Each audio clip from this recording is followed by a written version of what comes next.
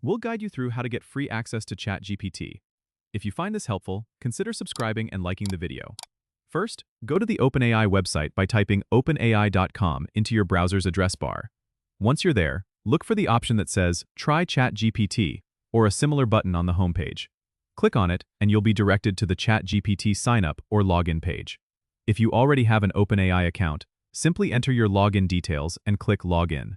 If you don't have an account yet, you'll need to create one. Click on Sign Up and fill in the required information. They may ask for your email address and a password.